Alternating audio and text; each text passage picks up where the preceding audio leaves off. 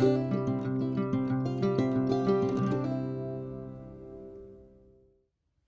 everyone, the Crafty Atelier, Angela's here with a Ghosties and Dollies number 7. This is going to be 3 sisters from Hot Springs, Arkansas, and I'm going to give you a little bit of history real quick. So France, Arkansas was France owned in 1673. It ceded to Spain in 1763 and then returned back to France in 1800 until the Louisiana Purchase in 1803. It was native land up until 1818. So first settlers got there 1807 when the tribes were still there, but obviously they got kicked out. But Hot Springs, Arkansas is known for their baseball, bath houses because there's mineral springs. That's why they call it Hot Springs. It's also known for Al Capone, like speakeasies, that kind of thing. So that is the history there. It's also called, the Hot Springs is also called Valley of Vapors, and it was said to be kind of mysterious / sacred for the native tribes that lived around there. So they never really stayed there. But of course, people went there and built and wanted to have the healing properties of these minerals, the mineral baths. There's even like a bath house row down in Main Street. And this place, or these places that I am going to talk about, is actually off of that main drag, and it's on like a big hill, big forest in back of it. I'm going to tell you my little story from there. I also have 2 dolls here with me, and they will be partaking in this story with me. First is my spring collab doll. So here she is.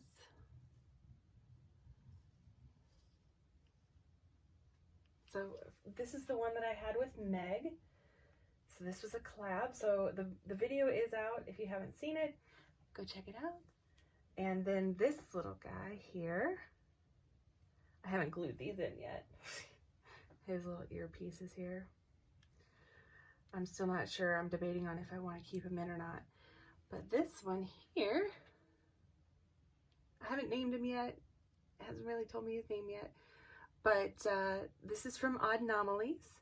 This video just came out today as I'm filming. And hopefully you guys checked it out. This little guy is so fantastic. I think he's so cute. So I'm really excited because my project that I've been working on since February, hopefully I can talk to you guys about it very, very shortly. Hopefully within the next week or so. Fingers crossed. So this just, this has made me very, very happy with what I'm working on as well. So there we go. So here is my story.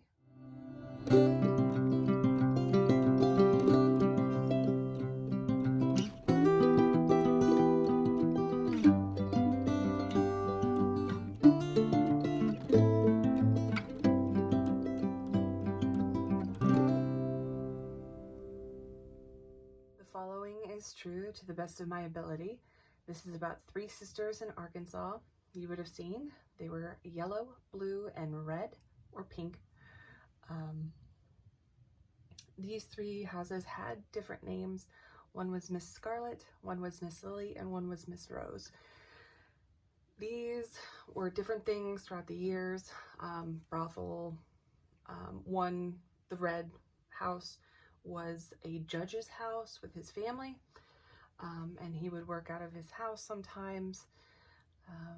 Yeah, in the back forest area, there was said to be a story about, I think it was like some kind of like lumberjack or some kind of woodworker person, you know, way back. And they got lost in the woods and they were never found. And some people have been in the woods, have seen a man in like old time plaid, old time everything. And when they were started to get lost, and he would, you know, make it so that they were able to get home. So he would like point the way or whatever. But that's just one of the stories. But we're here for what I experienced during these 3 days that we were there. It was me, my 2 coworkers, my Texas chapter coworker, and his girlfriend. So there's 5 of us. And then there was 2 guys that were like some other group.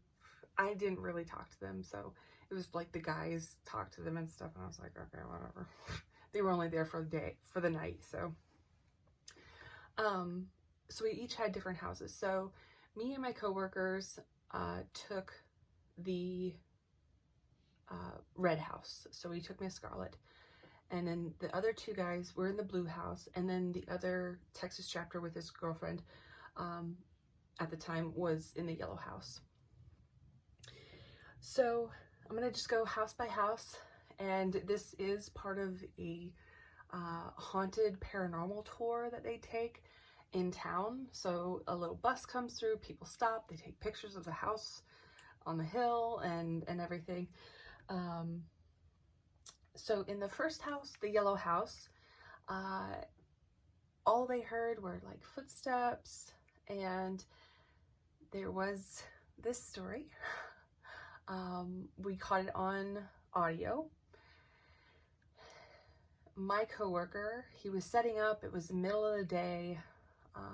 He went upstairs and he was heading right into the bedroom, and as he hit the door, he like whooshed out like that, you know, and you could hear him exclaim like something punched him in the gut, and he like bent over in half and everything, and he was kind of trying to breathe. And it's said that there's, you know, children that play in that house, so he's thinking that possibly one of them either hit him or punched him or something like that in the gut, because he said it was like gut height. So so there was that. He said he physically felt it, like, you know, punch in his gut. And yeah, you caught it on audio, and then on the audio you could hear like little tiny footsteps. So there's that. In the blue house, I only went in there one time. So I was in there one time with the Texas chapter 2, so those 2, and then another person, I can't remember who, but we all sat in the main bedroom upstairs, and these are very tiny inside. They really are. There is like a little courtyard in the middle of the blue one and the red one, which is really cool because you can go in between the houses, and it's got like, you know, greenery and things like that. And I can't remember if there's a fountain or not, but yeah, so we were up there, we were asking questions. The other 2 guys had left already, so this was the next day or so. And the other 2 from my coworkers, were in the yellow house at the time, investigating. So we're up there and we're asking questions, not getting anything, right? Then we just start, you know, just futzing around and just talking about anything. You know, we just started talking, you know, to each other, you know, and then the Texas chapter girlfriend exclaims that she got touched, like on the back when she's hunched over, kind of sitting. She got touched on the back, and she started crying. And we started asking questions, but there were nothing on audio, nothing that we heard in person or anything like that. So really don't know what that was. I don't know. There was nothing forthcoming from that. I didn't know the history of these houses other than like the judge would live there and that kind of thing. But this house was the brothel, if there was a brothel for all 3, I don't know. But this one was. So you walk in, there's a big staircase when you walk in. I didn't get very many pictures of this house, and I'm not sure why, unless they got deleted somehow. So the couple pictures that I did have were just from Google, so you can just Google it. It's a spa now. All three are like spas. So when you walk in, you have this grand staircase, and then you turn right up at the top on this landing, and there's a bedroom, a bathroom, and then there is the main bedroom. And then you walk into this parlor area, then a kitchen, and that was like the main downstairs. So the guys took the downstairs. Oh, there was another girl with us. That's why I couldn't remember her, because she didn't last long in our group, but she stayed in that first room, and I stayed in the master bedroom, which was completely red, like blood red. I liked it at the time. I liked it. And my coworker, he knew the history, and he told me, he said, "You sure you want to stay in that house?" I was like, "Yeah." Or stay in that bedroom? I said, "Yeah, I do." Because obviously it was the biggest room, so why not? So, I mean, it had red duvet and everything. It was like red, like red. I don't know if you can even see if that's red. It's like red. And so we stayed 3 days, 2 nights there. And on that first morning, because the guys, all the girls went to bed. There's 3 of us girls, and there was like 4 or 5 guys. They were out on the porch until like 4 a.m. just talking, you know, whatever they're talking about. And I was laying there. I kind of heard them, and then I went back to bed up until about 7 or 8 o'clock in the morning. So everybody's still asleep because we had a long night. And so it's bright, it's cheery in my room. I'm like, all right, so I'm gonna just be on my phone for a little bit. And back then I had, you know, just the little flip phone or whatever. So playing Snake or whatever it is, right? This is years and years ago. And the next thing I know, I hear something in my room from the closet area that says either "get out" or "get up."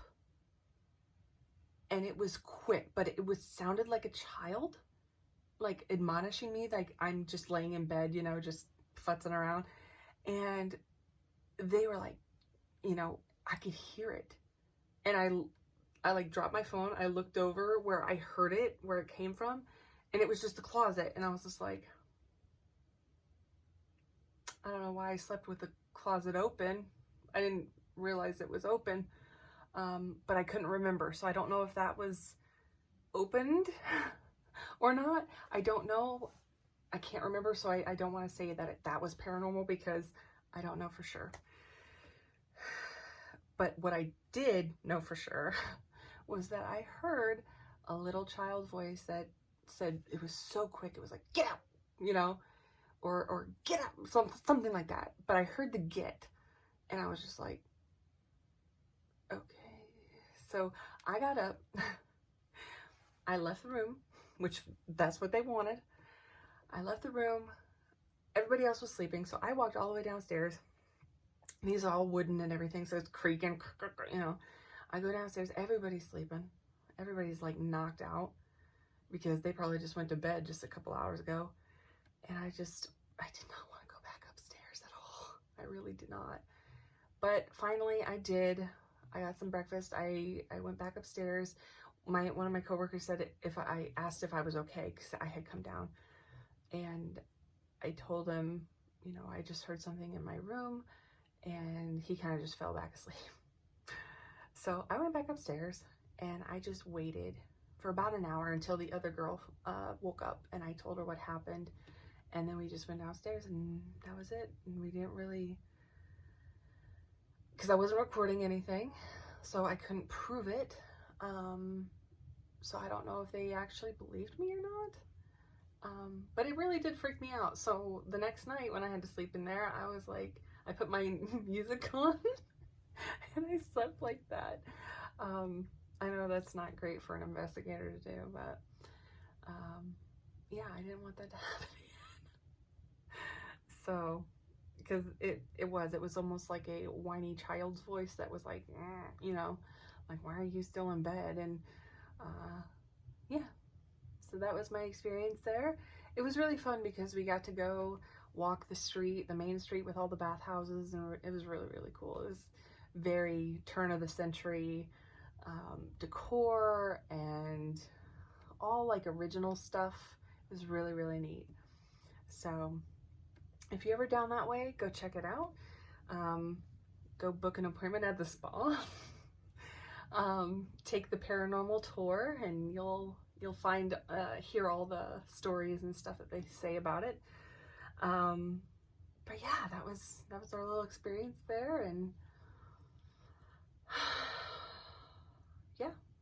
So hopefully you guys enjoyed. If you have any of your own, please send them in.